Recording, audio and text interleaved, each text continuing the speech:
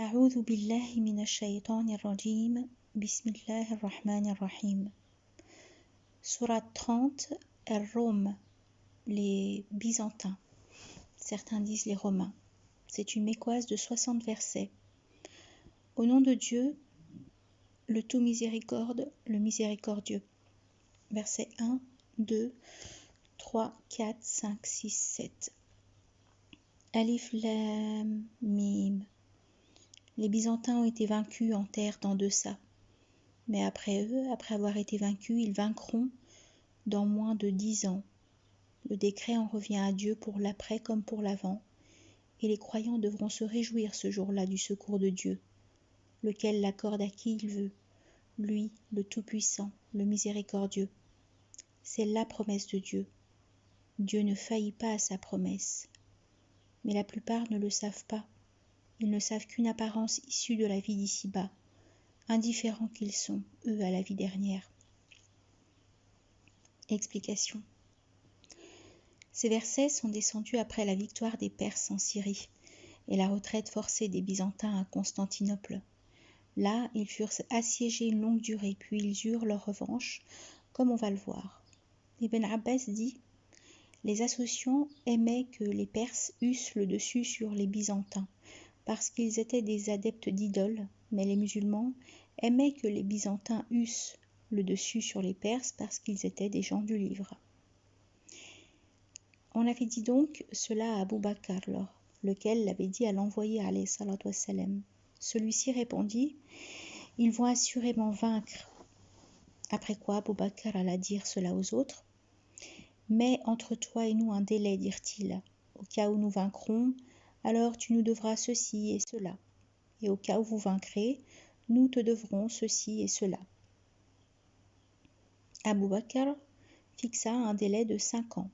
Les Byzantins, n'ayant pas eu le dessus au terme de cette durée, Abu Bakr alla dire cela à l'envoyé alayhi salatu wassalam. Celui-ci dit « Que ne l'as-tu pas mise à moins de 10 ans ?» Par la suite, les Byzantins eurent le dessus. C'est cela sa parole, Alif Lam Mim. Les Byzantins ont été vaincus en terre d'en deçà, mais eux, après avoir été vaincus, ils vaincront. Explication. Pour les 3 lettres constituant le verset 1, leur sujet est traité au début de la sourate 2. Quant aux Byzantins, ce sont la descendance de Al-Aïs ben Ihsaq ibn Ibrahim alayhi salam. On les appelle les jaunes. Ils confessaient la religion des Grecs qui descendent de la progéniture de Yafit ben Nuh, les cousins paternels des Turcs. Ils adoraient les astres et ce sont eux qui ont bâti Damas, ainsi que son temple. Les Byzantins suivaient donc la même religion jusqu'à 300 ans avant l'envoyé de Jésus alayhi salam.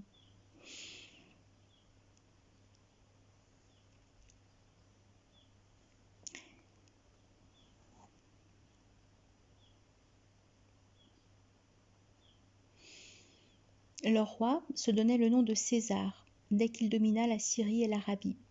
Le premier des Byzantins qui se convertit au christianisme est Constantin.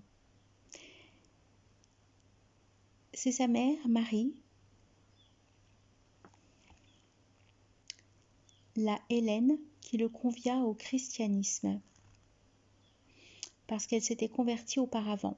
Les chrétiens se rassemblèrent autour de lui et ils eurent des débats en son temps avec Abdallah ben Arios. Ils divergèrent beaucoup.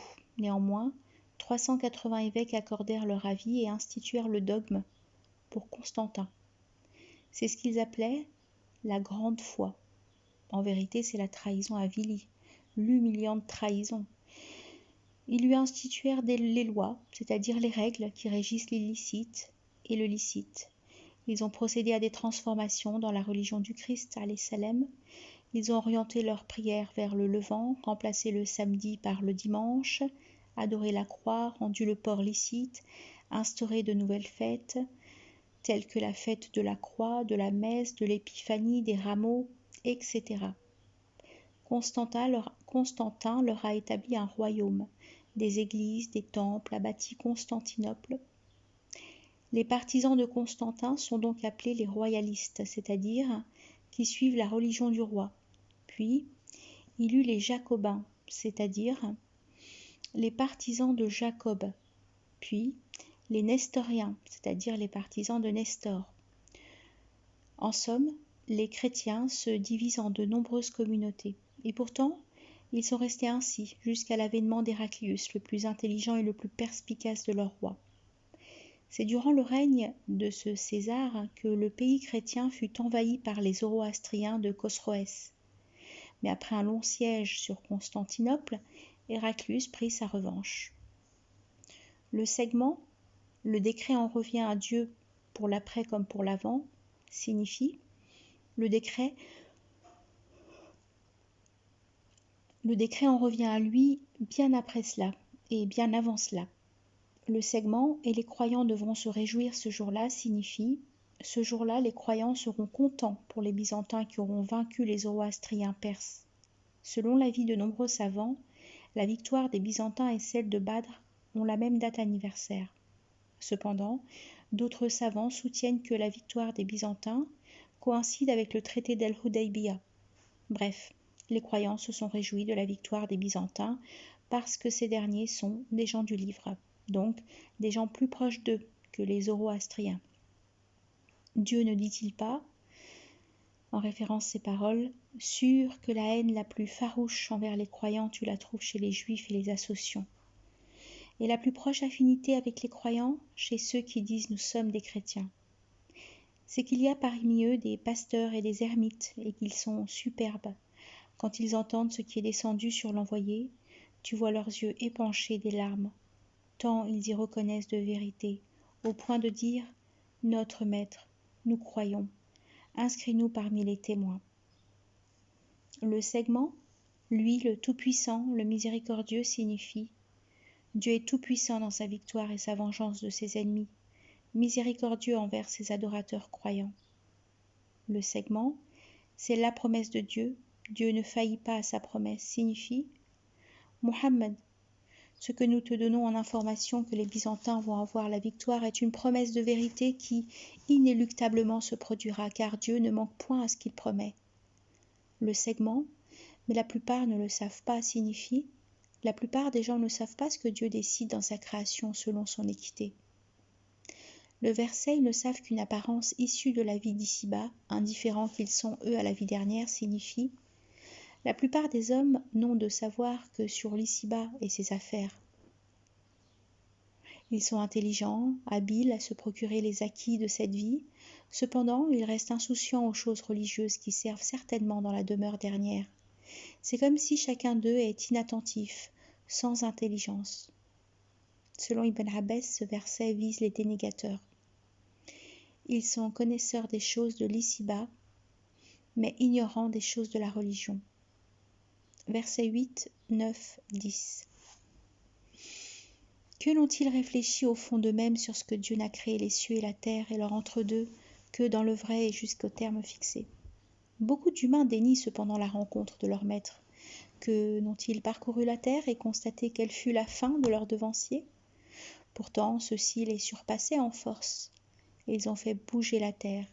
Ils l'ont mise en valeur plus que cela ne font. Et leurs envoyés leur vinrent avec les preuves. Et alors, ce n'est pas Dieu qui leur fut injuste, mais ils le furent à eux-mêmes. Et puis, la pire fin des malagissants est d'avoir démenti les signes de Dieu, de les avoir tournés en dérision. Explication. Dieu souligne l'importance de la réflexion sur sa création qui prouve bien qu'il existe et qu'il est le Dieu unique, le Maître. Que les hommes réfléchissent, méditent sur les choses créées par Dieu, et ils sauront sûrement que ces choses-là n'ont pas été créées sans raison, mais qu'elles l'ont été dans le vrai, et qu'elles ont un délai déterminé, qui est le jour de la résurrection. C'est pourquoi il dit « Beaucoup d'humains dénient cependant la rencontre de leur maître ». Puis il attire l'attention sur le fait que le message communiqué par les envoyés est vrai, ainsi que les signes et les preuves évidentes envoyées pour appuyer les prophètes, entre autres l'abolition des dénégateurs et le sauvetage des croyants. C'est pourquoi il dit « Que n'ont-ils parcouru la terre et constaté quelle fut la fin de leurs devanciers? c'est-à-dire avec leur compréhension, leur raison et leur considération de l'histoire des révolus. En effet, les nations anciennes étaient plus fortes, plus puissantes, plus florissantes, mais leur richesse et leur puissance ne leur servirent à rien. Quand Dieu envoya sur eux son châtiment pour les punir après leur reniement de ses preuves. Ainsi, ce n'est pas Dieu qui leur fut injuste, mais ils le furent à eux-mêmes, en raison de leur énorme péché.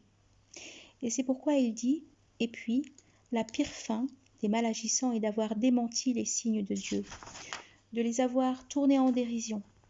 Ailleurs, Dieu dit aussi, nous brouillons leur cœur et leur regard, ainsi n'y ont-ils pas cru une première fois. Or, quand ils eurent dévié, Dieu fit encore plus dévier leur cœur. Versets 11, 12, 13, 14, 15, 16. C'est Dieu qui instaure la création, puis la recommence, après quoi c'est à lui qu'il est de vous fait retour. Le jour où l'heure viendra, les criminels désespéreront. Ils ne trouveront pas d'intercesseurs en leur associés qu'ils renieront. Le jour où l'heure viendra, ce jour-là ils se sépareront. Ceux qui auront cru, effectuer les œuvres salutaires dans un verger exulteront.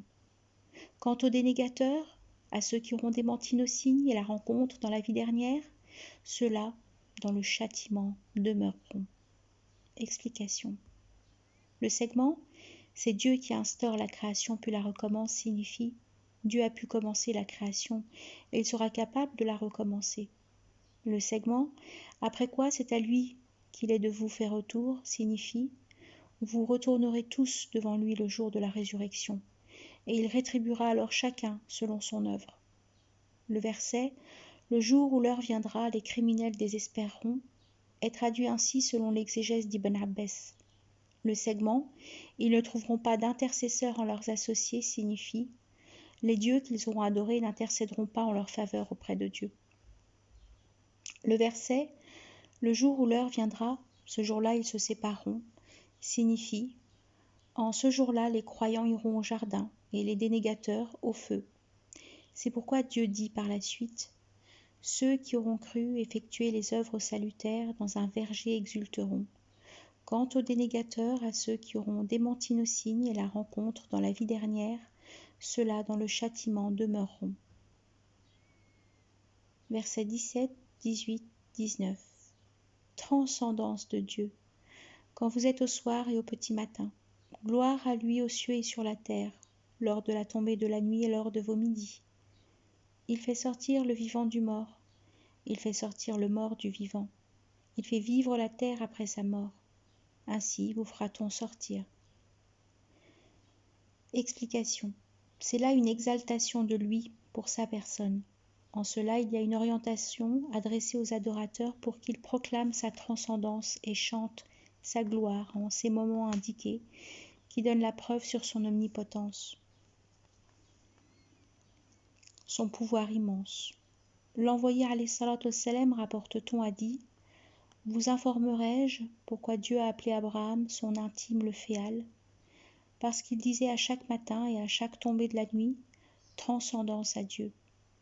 Le segment « Il fait sortir le vivant du mort, il fait sortir le mort du vivant » rappelle aux hommes sa création des choses et de leur contraire, comme faire sortir la plante de la graine et la graine de la plante, l'œuf de la poule et la poule de l'œuf, l'homme d'un peu de liquide et le peu de liquide de l'homme, le croyant du dénégateur et le dénégateur du croyant. Le segment « Il fait vivre la terre après sa mort » est synonyme de « Encore un signe pour eux, la terre morte. Nous la faisons revivre. Nous en faisons sortir du grain, bon à manger. Ainsi vois-tu la terre languir. Et quand nous faisons descendre de l'eau sur elle, s'émouvoir, gonfler, faire pousser un peu de chaque merveilleuse espèce. C'est pourquoi Dieu dit, ainsi vous fera-t-on sortir. » Versets 20 à 21.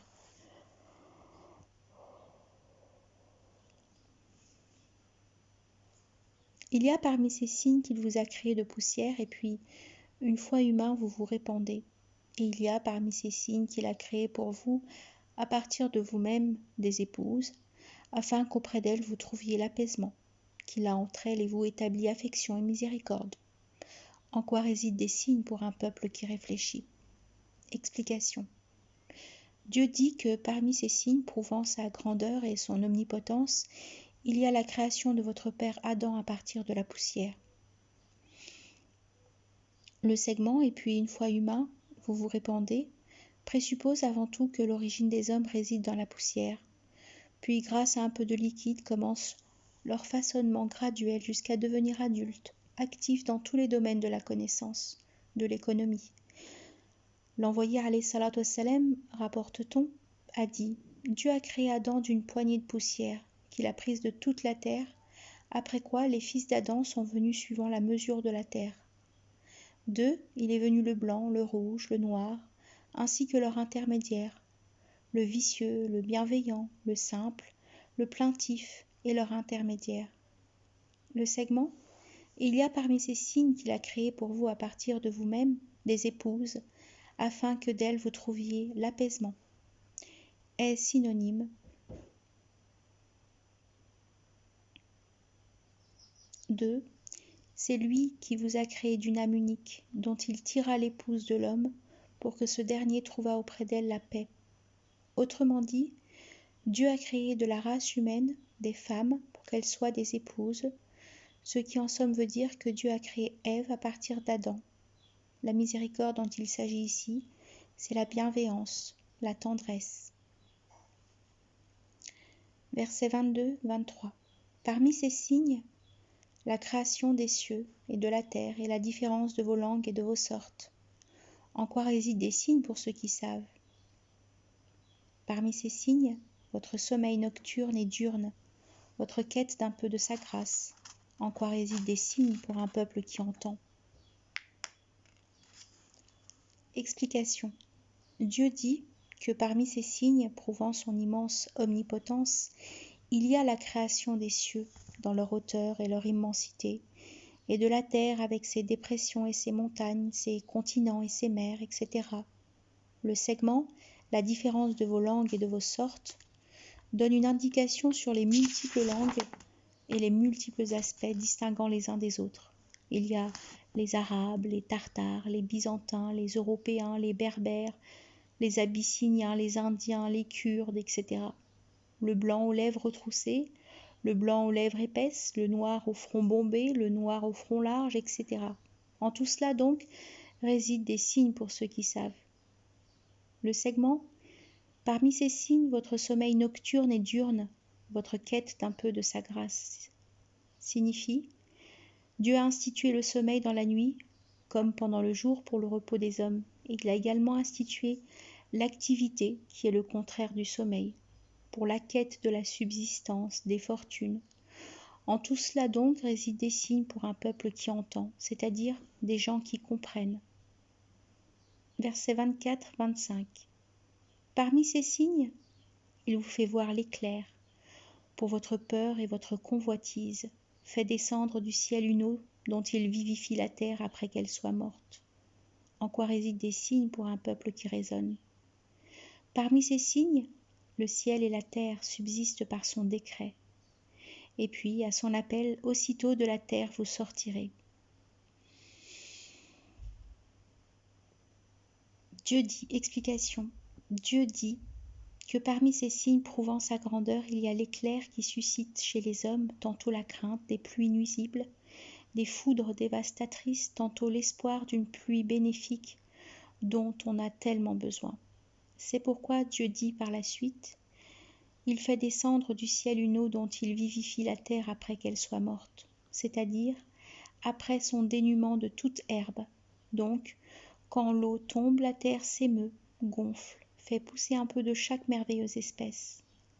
En cela, par conséquent, il y a une édification, un enseignement, mais aussi une preuve manifeste sur l'avènement certain de l'heure. C'est pour cela que Dieu termine le verset par « En quoi résident des signes pour un peuple qui raisonne ?»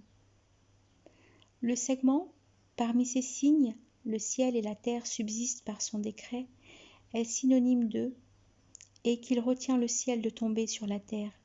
Il ne s'en abstient que par son ordre. C'est Dieu qui retient le ciel et la terre de se disloquer. Le segment « Et puis à son appel aussitôt de la terre vous sortirez » est synonyme de « Le jour où il vous convoquera, vous répondrez par sa louange, puis vous estimerez n'être demeuré qu'un instant. Or, il n'y aura qu'une semence unique, et les voilà sur l'air d'insomnie. » Versets 26-27. À lui appartient ce qui est aux cieux et sur la terre. Tous lui sont soumis. C'est lui qui instaure la création, puis la recommence. Cela est pour lui bien facile. À lui revient la plus haute semblance dans les cieux et sur la terre. Il est lui, le Tout-Puissant, le Sage. Explication. Le segment « À lui appartient ce qui est aux cieux et sur la terre » signifie « Ses créés sont sa propriété, ses adorateurs ». Le segment « Tous lui sont soumis » signifie « Tous ses créés lui sont soumis, bon gré mal gré ». En outre, pour le commentaire du segment « C'est lui qui instaure la création puis la recommence », cela est pour lui bien facile, on rapporte simplement ce hadith de l'envoyé alayhi salatu wassalam. Dieu le transcendant dit « Le fils d'Adam me dément alors qu'il n'a pas droit à cela, et il m'insulte alors qu'il n'a pas droit à cela. Son démenti, c'est quand il dit « Il ne me recommencera pas comme il m'a instauré. » Pour moi, la création première n'est pas bien plus facile que son recommencement. Quant à son insulte, c'est quand il dit « Dieu a un enfant », alors que moi, je suis l'un, le tout entier qui n'engendra et qui ne fut engendré et qui n'a pas d'égal. Le segment « À lui revient la plus haute semblance dans les cieux et sur la terre » est, selon Ibn Abbas, comme le segment « Rien n'est à sa semblance ». Selon Qatada, sa plus haute semblance est qu'il n'est pas de Dieu sauf lui, et qu'il n'est pas de maître sauf lui. Malik dit « Il n'est de Dieu que Dieu ». Le segment « Il est lui, le Tout-Puissant, le Sage » signifie « Dieu domine tout, triomphe de tout, grâce à son pouvoir, et il est sage dans ses propos et ses actes. » Versets 28 et 29. Il va tirer pour vous semblance de vous-même. Auriez-vous, en ceux qui sont votre droit de propriété, des associés qui soient à égalité avec vous sur ce que nous vous attribuons? Vous les craignez comme vous vous craignez vous-même. Ainsi détaillons-nous les versets pour un peuple qui raisonne. Mais non, les iniques suivent leur passion sans aucune science. Qui guiderait celui que Dieu égare? Ils ne trouveront pas de secourant. Explication. C'est là une semblance que Dieu donne aux associants qui adorent des dieux avec lui, tout en reconnaissant pourtant que ces associés lui appartiennent. Le segment « Il va tirer pour vous semblance de vous-même » signifie « Il va vous donner un exemple de votre milieu, que vous voyez et que vous comprenez. » Le segment « Auriez-vous en ceux qui sont votre droit de propriété des associés qui soient à égalité avec vous sur ce que nous vous attribuons » signifie « Est-ce que l'un d'entre vous accepterait que son esclave soit son associé, partage sa fortune avec lui ?»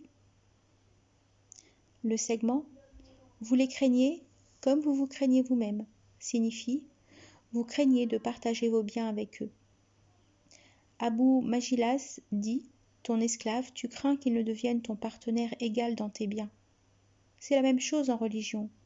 Dieu n'a pas d'associé.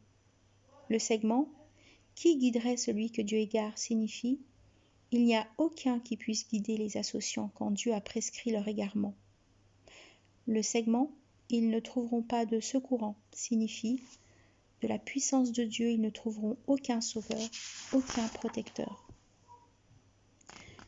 Versets 30, 31, 32. Ainsi donc, redresse ta face vers la religion en croyant originelle, en suivant la prime nature selon laquelle Dieu a instauré les humains. Il n'y a pas de substitution à la création de Dieu. C'est là la droite religion, mais la plupart des hommes ne le savent pas. Revenant à lui, prémunissez-vous envers lui. Accomplissez la prière, ne soyez pas des associants ni de ceux qui fractionnent leur religion en appartenance, chaque secte se complaisant en sa particularité. Explication. Le segment « Ainsi donc redresse ta face vers la religion en croyant originelle, en suivant la prime nature, selon laquelle Dieu a instauré les humains, signifie « oriente bien ta face et maintiens-toi bien dans la religion foncière, la religion d'Abraham à laquelle Dieu t'a guidé et que Dieu a parfaite pour toi. Conforme-toi à ta prime nature, car dès le début, Dieu a donné à ses créés la prime nature qui leur permet de le connaître et de lui vouer la religion foncière. » Le segment « Il n'y a pas de substitution à la création de Dieu » signifie « Ne substituez rien à la création de Dieu. Si vous le faisiez, vous changeriez les hommes de la prime nature, selon laquelle ils ont été instaurés par Dieu, selon des exégètes. Dieu a instauré équivalente la prime nature entre ses créés, selon d'autres exégètes. Il n'y a pas de substitution à la religion de Dieu, selon Ibn Abbas. L'envoyé alayhi salatu wassalam, rapporte-t-on, a dit « Le nouveau-né naît avec la prime nature, puis ses pères et mères le judaïsent, ou le christianisent, ou le rendent mazdéen. Le nouveau-né naît avec la prime nature jusqu'à ce que sa langue parle en son nom. Quand sa langue s'exprime pour lui, ou il est reconnaissant, ou il est dénégateur. Le segment, c'est là la droite religion, signifie s'en tenir à la loi, à la prime nature, c'est la droite religion. Le segment, mais la plupart des hommes ne le savent pas, est synonyme de seulement la plupart des hommes, même si tu t'y évertuais, ne seraient pas croyants. Si tu obéis à la majeure partie de la terre, ils t'égareront du chemin de Dieu. Le segment « Prémunissez-vous envers lui » signifie « Craignez-le ». Le segment « Ne soyez pas des associants » signifie « Soyez des croyants monothéistes qui vouent l'adoration à lui seul ». Le verset « Ni de ceux qui fractionnent leur religion en appartenance, chaque secte se complaisant en sa particularité » signifie ne soyez pas du nombre des associants qui ont modifié leur religion, cru en une partie, dénié une autre partie de la religion, comme les juifs, les chrétiens, les zoroastriens, les adorateurs d'idoles. Versets 33, 34, 35, 36, 37. Quand une douleur touche les hommes, ils invoquent leur maître, ils reviennent à lui.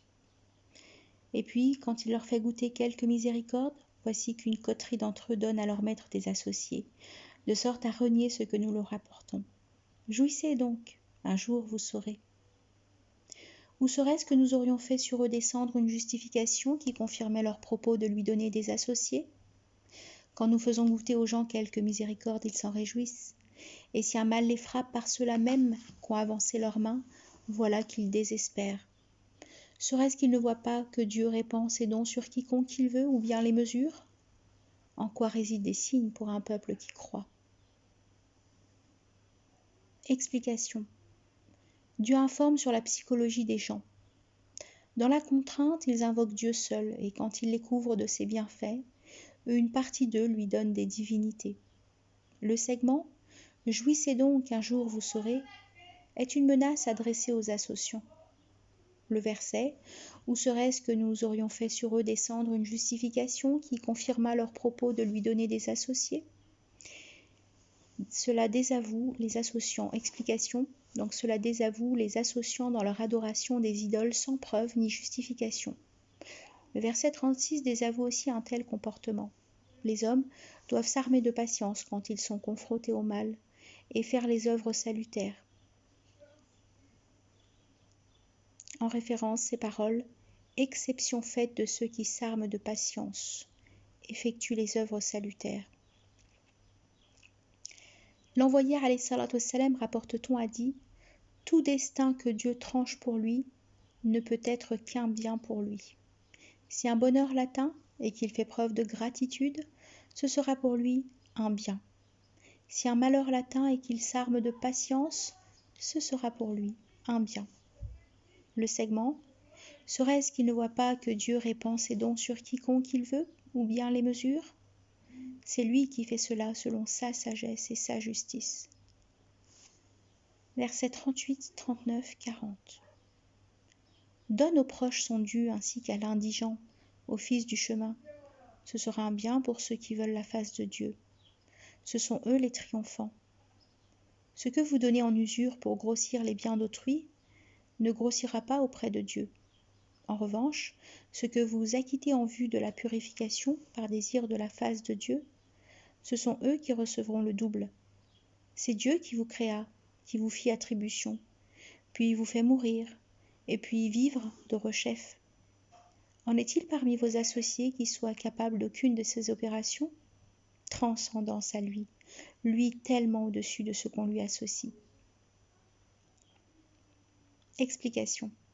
Dieu commande la bienfaisance et la générosité envers le proche parent, la dépense en faveur de l'indigent qui est incapable de se suffire, au fils du chemin qui est le voyageur confronté à un problème inattendu ou une bourse vide.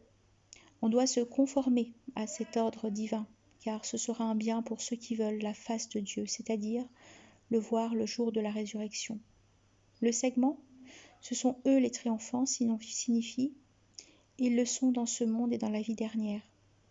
Le segment, ce que vous donnez en usure pour grossir les biens d'autrui, ne grossira pas auprès de Dieu, signifie celui qui donne un don dans le but qu'on le lui rende par un présent plus important, celui-là ne trouvera pas de rétribution pour cela auprès de Dieu. Dieu prohibe un tel geste. En référence, ces paroles ne donnent pas à seule fin de plus obtenir. Le segment, c'est Dieu qui vous créa, qui vous fit attribution, puis vous fait mourir, et puis vivre de rechef. C'est lui le Créateur, celui qui donne l'attribution. Il fait sortir l'homme du ventre de sa mère, nu, sans savoir, sans vue, sans ouïe, sans force. Puis, il lui attribue tout cela, ainsi que la nourriture, le vêtement et toutes les autres choses. Puis après cette vie, il le fait mourir, il le fait revivre le jour de la résurrection. C'est pourquoi il dit ensuite transcendance à lui, lui tellement au-dessus de ce qu'on lui associe. Versets 41-42. Le dégât se manifeste sur le continent et sur la mer par l'acquet des mains humaines, pour qu'ils leur fassent goûter une partie de ce qu'ils ont commis. Peut-être reviendrait-il. Dit, allez par la terre et voyez quelle fut la fin de vos devanciers, dont la plupart étaient des associants. Explication. Le segment, le dégât se manifeste sur le continent et sur la mer par l'acquet des mains humaines, signifie cela se traduit entre autres par la diminution des récoltes et des fruits dus aux désobéissances. Aboul Ali a dit, qui désobéit à Dieu sur la terre, fait dégâts sur la terre, car la réforme de la terre et du ciel se fait par l'obéissance à Dieu. Si les normes divines sont instaurées, les gens s'arrêtent de s'adonner aux interdits, et si les désobéissances sont délaissées, cela causera l'arrivée des grâces provenant du ciel et de la terre. Donc, la multiplication des grâces et des biens divins est liée à l'établissement de la justice. Le segment, pour qu'il leur fasse goûter une partie de ce qu'ils ont commis, signifie que Dieu éprouve les hommes par une diminution des biens, des âmes, des fortunes, des récoltes, en rétribution de leurs actions mauvaises. Le segment, peut-être reviendrait-il, signifie peut-être renoncerait-il aux désobéissances. En référence ces paroles, nous les éprouvâmes par le bon comme par le mauvais, escomptant ainsi les ramener.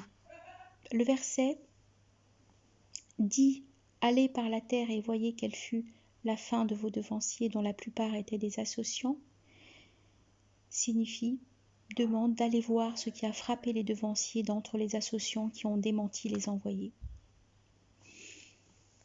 Versets 43, 44, 45.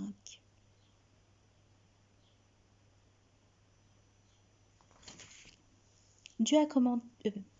Alors, redresse ta face vers la droite religion avant que n'arrive un jour qui de par Dieu ne puisse être conjuré. Ce jour-là, ils seront séparés. Quiconque aura daigné sur lui pèsera sa dénégation.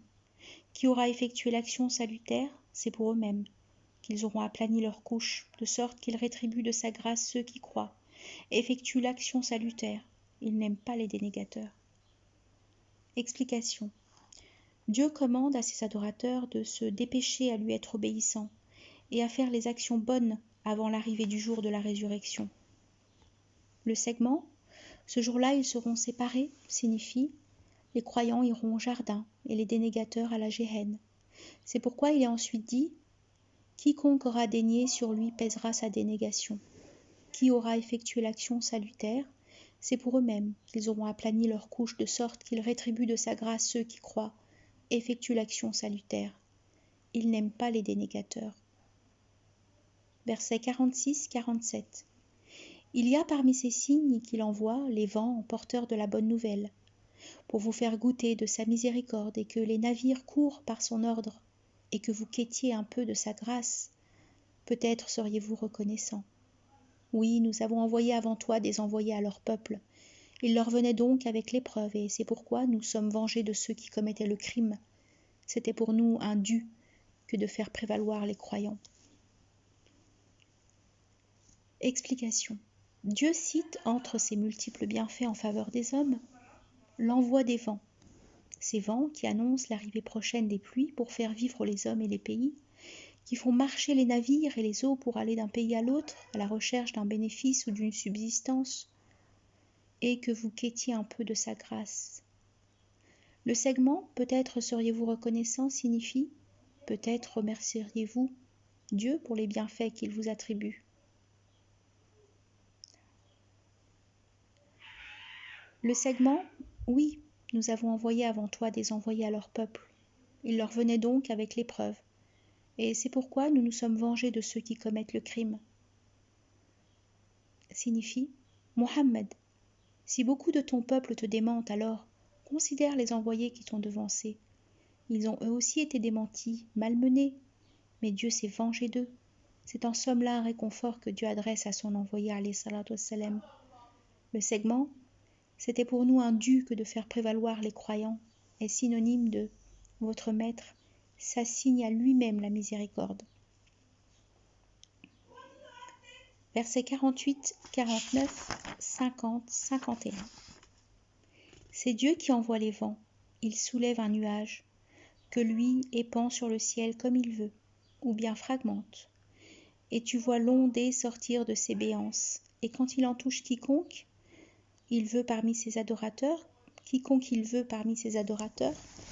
les voilà tous en joie, bien qu'auparavant ils fussent abattus, avant que ne s'opérât sur eux la descente de cette pluie. Ainsi donc, vois les traces de la miséricorde de Dieu, comme il fait vivre la terre après sa mort. Celui-là fait assurément revivre les morts. Il est, lui, omnipotent. Et si nous dépêchions un vent et qu'il voyait tout jaunir, ils demeureraient après cela dans leur négation, dans leur dénégation. Explication. Dieu montre comment il crée les nuages chargés de pluie. Il envoie les vents qui soulèvent un nuage au-dessus de la mer ou de tout autre lieu déterminé par lui. Puis, il l'étend, le grossit, le développe, si bien que le ciel en soit rempli. Souvent, les nuages viennent lourds du côté de la mer. Dieu dit d'ailleurs « C'est lui qui envoie les vents comme annonciateurs dans l'imminence de sa miséricorde, si bien qu'une fois chargés de lourds nuages, nous en poussions l'un vers une contrée morte. Ainsi, ferons-nous sortir les morts. » Par conséquent, les traces de la miséricorde de Dieu dont il s'agit ici sont la pluie qui fait vivre la terre après sa mort. Le segment « celui-là fait assurément revivre les morts » signifie « celui qui fait cela est certainement capable de renvoyer les morts à la vie, car il est omnipotent. » Le verset « Et si nous dépêchions un vent, et qu'ils voyaient tout jaunir, ils demeuraient après cela dans leur dénégation » signifie « Et si nous envoyions un vent sec sur ce qu'ils ont semé, et qu'ils voyaient leur culture jaunir puis s'abîmer, ils resteraient après cette situation dans un état de reniement des bienfaits passés. » En référence ces paroles, avez-vous idée de ce que vous labourez? Est-ce vous qui cultivez ou si c'est nous le cultivateur? Si nous voulions, nous n'en aurions fait que déchets, et vous passeriez le temps en regret. Nous avons travaillé à perte, ou plutôt, nous sommes entièrement frustrés. Versets 52-53. Bien sûr, tu ne peux faire entendre aux morts non plus qu'aux sourds l'invocation quand ils tournent le dos. Ce n'est pas à toi de guider les aveugles hors de leur errance, puisque tu ne te fais entendre que de celui qui croit en nos signes. Ils sont de ceux qui se soumettent. Explication. Cela veut dire que Dieu seul est capable de faire toutes ces choses. Il guide qui il veut, égare qui il veut. C'est pourquoi il dit « Tu ne fais entendre que de celui qui croit en nos signes ». Ceci concerne donc les croyants, tandis que cela, la semblance donnée, concerne les dénégateurs. En référence ces paroles, seuls ceux qui entendent font bonne réponse. Les morts, Dieu les ressuscitera, et puis, à lui ils seront ramenés. Verset 54. C'est Dieu qui vous a créé à partir de faiblesse, puis établi vigueur après faiblesse, puis après vigueur rétabli faiblesse et canicie. Il crée ce qu'il veut, il est le connaissant, l'omnipotent. Explication. Dieu attire l'attention sur les étapes que l'homme traverse durant sa vie. Ce dernier provient de la poussière, puis d'un peu de liquide. Dans le ventre de sa mère, il évolue de phase en phase, jusqu'à ce qu'on lui insuffle son âme. Plus tard, il naît faible, puis il grandit peu à peu jusqu'à devenir plein de vigueur. Puis après cet âge commence pour lui la diminution de la vigueur jusqu'à ce qu'il devienne vieillard sans force. Le segment « Il crée ce qu'il veut » signifie « Dieu fait ce qu'il veut en ses adorateurs ». Versets 55, 56, 57.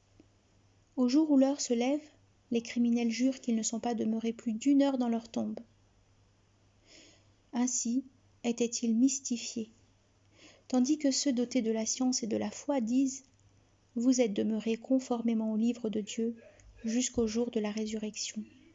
Voici le jour de la résurrection, mais vous ne savez pas. » Ce jour-là ne peut servir aux iniques aucune de leurs excuses.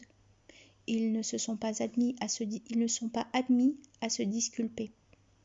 Explication. Dieu informe sur l'ignorance des dénégateurs. Si dans la vie d'ici-bas ils commettent l'adoration des idoles, dans la vie dernière ils seront plus ignorants.